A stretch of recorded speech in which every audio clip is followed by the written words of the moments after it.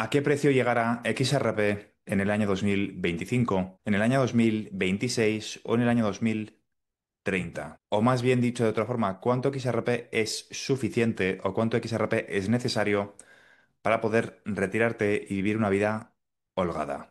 Esta es una de las preguntas más repetidas. Esta es una de las inquietudes más comunes entre los inversores de XRP. ¿A qué precio va a llegar? ¿Cuándo va a ocurrir que llegue a esas cifras, a X cifra? ¿Y cuántos XRP es necesario? Y son todo preguntas muy legítimas, pero lo que quiero cubrir contigo en el siguiente vídeo es que cambies tu perspectiva sobre la importancia del sector de activos digitales. Y es un vídeo que va a ser un poco diferente a lo que he explicado en el pasado. Alguna vez lo he hecho en el pasado, pero creo que es momento de volver a refrescar ciertos conceptos, introducir nuevos y que os toméis el sector de activos digitales no simplemente como un sector con el cual vas a ganar dinero, sino como un sector que va a tener un rol que no te esperas en un futuro. Si eres nuevo en mi canal, bienvenido. En este canal cubro todo lo relacionado con el sector de activos digitales, en concreto la transición controlada de todo el sistema financiero hacia tecnologías de contabilidad distribuida, es decir, XRP, XLM, XDC, SHX, HBAR y un conjunto de activos digitales que van a cumplir una función complementaria en el futuro sistema financiero basado, entre otras muchísimas cosas, en el estándar ISO 20022. Y todo esto, y aquí es donde viene lo importante, todo esto englobado dentro de una transición muchísimo más compleja y profunda que consiste en dejar atrás el capitalismo y empezar una era postcapitalista donde la inteligencia artificial y los robots humanoides transforman el modelo económico. Todo esto explicado desde el punto de vista de las oportunidades que nos vamos a encontrar para inversores retail como tú y como yo. Es más importante hablar del tamaño de los mercados en los cuales el sector de activos digitales va a cumplir una función para que entendamos el tamaño de la oportunidad que simplemente ir soltando cifras para que la gente se quede tranquila. Así que en este vídeo quiero cambiar tu perspectiva, tu percepción, la percepción que tú tienes del sector de activos digitales y para eso quiero ponerte el ejemplo de una película. Elysium. En esta película, Elysium, hay básicamente dos clases sociales, una que tiene absolutamente todo y otra clase social que no tiene absolutamente nada. ¿Y qué es importante? ¿Cuál es el aprendizaje de esta película? Pues que esta superélite vive literalmente físicamente separada de la masa social, que como puedes ver no tiene absolutamente nada. Y no tienen absolutamente nada por la sencilla razón de que a esta superélite no les hace falta el ser humano. Tienen un nivel de automatización y de avance tecnológico tan elevado que gozan de máquinas que les curan, que les fabrican, que les cocinan, que les hacen absolutamente todo. Y luego tenemos la otra vertiente, que es la clase social, que es simplemente, en palabras de, por ejemplo, Henry Kissinger, que ellos considerarían useless eaters, comedores inútiles, es decir, personas que simplemente consumen, que no producen, por la sencilla razón de que no puedes competir contra máquinas, no puedes competir contra superinteligencias, no puedes competir contra robots humanoides que son más productivos, que son más inteligentes y que operan de forma más rápida. A lo largo de la película se ve con bastante claridad la diferencia de estilo de vida entre la clase pudiente y la clase que no tiene absolutamente nada. Unos viven en la abundancia y otros viven en la absoluta miseria. ¿Y esto exactamente qué tiene que ver con XRP? No quiero que lo englobes simplemente a XRP, quiero que lo englobes al concepto de la escasez digital. Y no me refiero solamente a XRP, incluye si quieres también Bitcoin, Ethereum y otros activos. Aquí va a haber discusiones sobre qué es inflacionario, qué no es inflacionario, qué es escaso y qué no es escaso, pero quédate con la idea simplemente de escasez digital, XRP, XLM y la lista de activos que digo siempre. ¿Por qué son realmente importantes todos estos activos?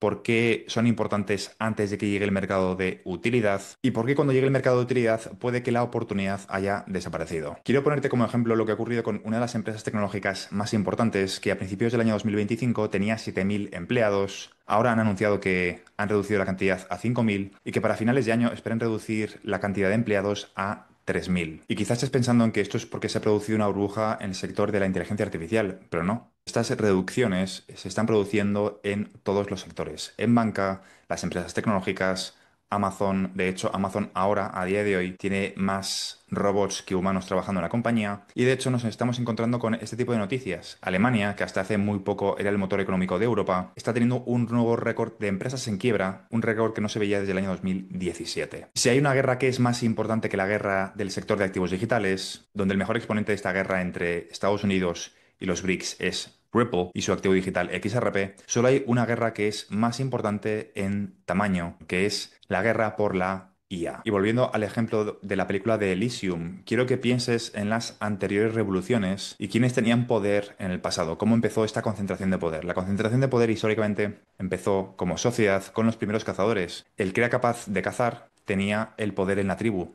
Y ese nivel de automatización implicaba cierto nivel de recompensa. En el concepto de las tribus y los cazadores, en este ejemplo, la automatización simplemente consistía en una lanza.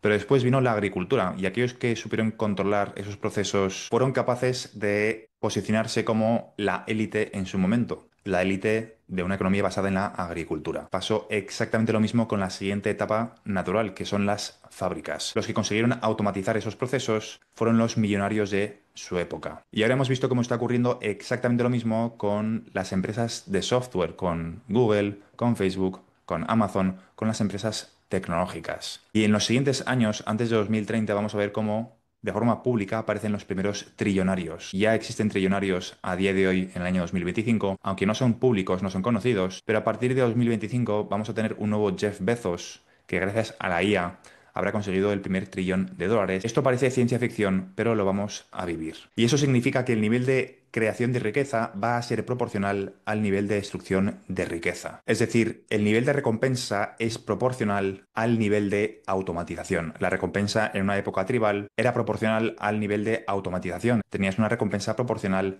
a lo que estabas automatizando. En la agricultura, exactamente lo mismo. En la era de la revolución industrial, exactamente lo mismo. Con software, con internet, exactamente lo mismo. Y con la IA y la destrucción masiva de empleos va a ocurrir exactamente lo mismo. El nivel de recompensa va a ser proporcional al nivel de automatización. Y lo importante con este sistema capitalista es que en realidad el capitalismo lo que está haciendo es simplemente hacer de arbitraje entre el mercado laboral y el producto final. El capitalismo, básicamente de una forma sobresimplificada, consiste en llevarte un margen de beneficio entre lo que te cuesta contratar a una persona y lo que produce. Es cierto que hay otros costes asociados, lo estoy sobresimplificando, pero están haciendo de arbitraje. Estoy ofreciendo un servicio y pago a alguien para que haga ese servicio y la diferencia me lo quedo yo. En eso consiste de una forma sobresimplificada el capitalismo, aunque lógicamente va a haber personas que no estén de acuerdo con esta definición porque hay que incluir otros costes como la materia prima, el coste energético, etcétera. Y por eso es tan importante lo que están construyendo desde empresas como por ejemplo Tesla, los robots humanoides, porque ese mercado de arbitraje en el mercado laboral va a dejar de existir o se va a reducir de una forma muy significativa. El que consiga llegar a AGI antes, Artificial General Intelligence, será el que tenga más probabilidades de llegar a ASI antes. Artificial Superintelligence, una superinteligencia que será capaz de llevar el PIB a nuevos límites, de reducir la deuda, de aumentar la productividad, reducir el coste de la energía, cambiar y crear nuevos modelos productivos, cambiar el tejido industrial, cambiar el modelo económico y hacer que la economía llegue a un nuevo modelo postcapitalista que aún tenemos que ver exactamente cómo se va a desarrollar. Para que veas un ejemplo real de cómo esto está afectando a la economía, en concreto a la estructura de una empresa como Google, te voy a dar un dato real. Google en los últimos meses ha implementado de forma simultánea 4 IAs que se están retroalimentando para mejorar los procesos internos de la compañía. La primera IA lo que hace es analizar qué procesos internos de la compañía se pueden mejorar. La segunda IA lo que hace es hacer propuestas. La tercera los implementa y la cuarta IA lo que hace es revisar esa implementación. Y luego el circuito empieza de nuevo desde cero y van retroalimentando esos cambios. Pues bien, esta sinergia tan sencilla ha conseguido mejorar en algunos casos hasta un 12%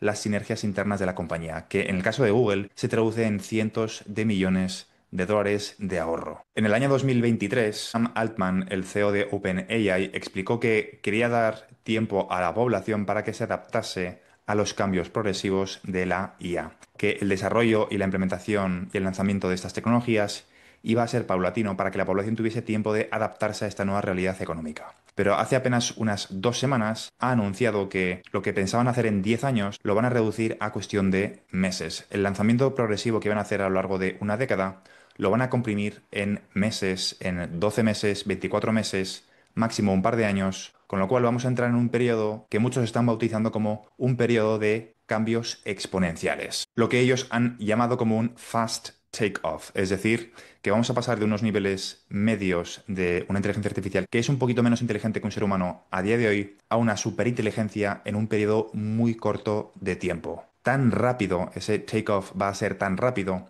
que no va a dar tiempo a que los reguladores, a que los empleados, a que el sector privado, a que los gobiernos se adapten. Los cambios van a ocurrir de forma impuesta desde el sector privado, sin que haya ningún tipo de tiempo de adaptación. El punto de inflexión va a ser cuando la IA pueda automejorarse a sí misma, es decir, cuando sea un excelente matemático y cuando el bottleneck de todas estas operaciones ya no sean los desarrolladores, los programadores, sino que sea la propia IA la que utiliza a otras IAs para mejorar su código. Ahí estaremos entrando en el punto de no retorno, en un punto de cambio exponencial, donde en cuestión de meses vamos a ver cosas realmente surrealistas. El modelo postcapitalista, donde el salario mínimo universal va a venir precisamente del sector relacionado con la IA, todo el sector de la IA va a sustentar económicamente a la parte desempleada de la sociedad. En este modelo postcapitalista, irónicamente, los más perjudicados van a ser los países desarrollados, porque en algún momento del camino los países desarrollados decidieron que era una buena idea ceder todo su tejido industrial a los países menos desarrollados. Se tildó como honor que los países desarrollados se dedicasen simplemente al sector servicios, a realizar trabajos intelectuales. Es decir, que fuese Bangladesh, que fuese la India, que fuese China, los que se encargasen de coser nuestra ropa, de producir nuestros productos, de producir nuestras neveras, nuestras televisiones, nuestros teléfonos inteligentes. Mientras tanto, en Europa, en Estados Unidos, todos se dedicaban a trabajos intelectuales. Y la ironía es que este proceso de automatización va a afectar primero a los trabajos intelectuales, a los contables, a los abogados, a los diseñadores gráficos, y de forma irónica, como hay barreras con el desarrollo de los robots humanoides y van a tardar más en impactar el mercado laboral, los primeros afectados por estas automatizaciones van a ser los trabajos que dependen de carreras universitarias. Esto ya estamos empezando a verlo y solo va a ir a más. Eso significa que antes de que las cosas se pongan bien, antes de que veamos una sociedad utópica, que tarde o temprano lo vamos a ver un periodo de hiperabundancia, tanto a nivel de conocimiento como a nivel de productos físicos. Antes de que lleguemos a eso, vamos a pasar por una etapa de absoluta distopía, donde los que controlen esas tecnologías, esa superinteligencia, van a poder materializar sus sueños más húmedos de una dictadura. Es decir, las cosas van a empeorar antes de que mejoren. Vamos a pasar por un periodo de destrucción antes de que veamos ese periodo de hiperabundancia. Para ese proceso, para esa etapa de transición, esa etapa es para la que la población no está preparada, porque no nos lo han explicado, los reguladores y los gobernantes no están al corriente, y los que realmente saben lo que va a ocurrir son los que están a cargo de estas inteligencias artificiales. Y en esa economía postcapitalista, donde tu capacidad de aportar valor a la sociedad desaparece, dejando de poder aportar valor a nivel físico con tus músculos o a nivel intelectual con tu trabajo que está basado en una carrera universitaria o simplemente en un trabajo intelectual, la única forma de protegerte frente a esos cambios es con la escasez digital. Te diría que la inteligencia artificial va a traer otras oportunidades también en el sector de activos digitales, va a haber ramificaciones, pero sin duda el inversor retail normal no tiene la posibilidad de simplemente competir contra ChatGPT, no se pueden invertir esa cantidad de miles de millones de dólares, pero sí que puedes participar en la otra cara de la moneda, de la IA, que son los activos digitales. Esa transición va a estar llena de oportunidades y también de destrucción. Va a ocurrir de forma simultánea. Pero antes de llegar a esa utopía, vamos a pasar por una distopía, donde los que están a cargo del actual sistema van a resistirse a ceder el poder a la IA. Antes de que la IA tome el control de la economía, los que están a cargo de la economía a día de hoy van a resistirse, y ese proceso de resistirse va a ser la distopía. El enfrentamiento del poder centralizado frente al poder democrático tiene como consecuencia la pérdida de libertad de absolutamente todos. Y esto es lo que estamos atravesando a día de hoy. Por eso van a implementar la identidad digital, por eso van a implementar el salario mínimo universal, las CBDCs, y por eso vamos a ver durante los próximos meses y años una paulatina restricción de libertades. Y este es el proceso necesario que vamos a atravesar como sociedad para llegar al otro lado del sistema, para llegar al otro lado de esta transición. Una economía hiperabundante, con una energía muy barata, con un modelo económico diferente, no basado en las materias primas o en las materias primas actuales, donde el estándar de vida de absolutamente todos va a subir a unos niveles que hace 100 años era impensable. La idea de fondo que te quiero transmitir es muy sencilla. Cualquier persona normal a día de hoy vive muchísimo mejor que cualquier rey de hace 300 años. El estándar de vida ha subido muchísimo. Pues lo mismo va a ocurrir en el futuro, solo que ese proceso va a ser extremadamente doloroso barra distópico. Cuando el poder se empieza a democratizar, aquellos que controlan el sistema se sienten amenazados y acaban con la libertad de absolutamente todo el mundo. ¿Te suena esto de algo? Es exactamente lo que estamos viviendo a día de hoy. Una centralización del poder y cómo empiezan a restringir poco a poco las libertades de los ciudadanos. Y si no me crees, mira lo que ha ocurrido en Canadá cuando han puesto una multa a un ciudadano por pasear en un parque público por unas restricciones de libertad que se han impuesto bajo la excusa del cambio climático. Han obligado a los ciudadanos a no ir a pasear, a no realizar ciertas actividades en los parques públicos, no pueden pescar, no pueden ir a pasear con sus perros y la multa que le han puesto a este ciudadano es de 28.000 dólares. Eso es una auténtica distopía y va a ir a más en los próximos años hasta que lleguemos al otro lado de la ecuación, al otro lado de esta transición, donde esta concentración de poder se rediseñe. Es decir, no pienses en el precio de XRP a corto plazo lo que va a ocurrir en los próximos 3 meses. Piensa a nivel macro el cambio de paradigma que estamos viviendo, dejando atrás el capitalismo, el arbitraje de contratar a una persona y prestar un servicio y ganar dinero con la diferencia, ganando dinero con ese arbitraje intelectual o de trabajo físico bruto, donde entramos en una era, en una etapa donde esas reglas desaparecen, cambian, mutan y lo que se valora, lo que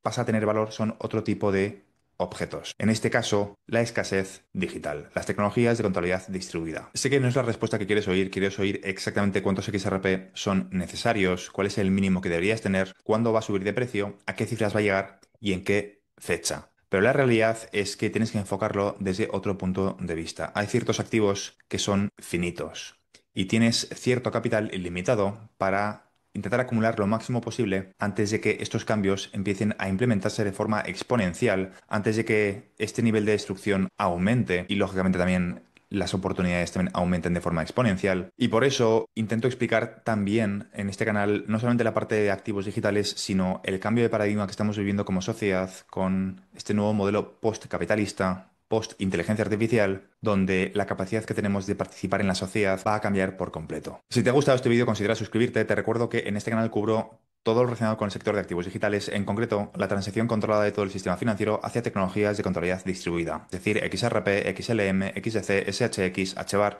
y un conjunto de activos digitales que van a cumplir una función complementaria en el futuro sistema financiero basado, entre otras muchísimas cosas, en el estándar ISO 20022. Eso es todo por ahora y nos vemos en el siguiente vídeo. Un saludo.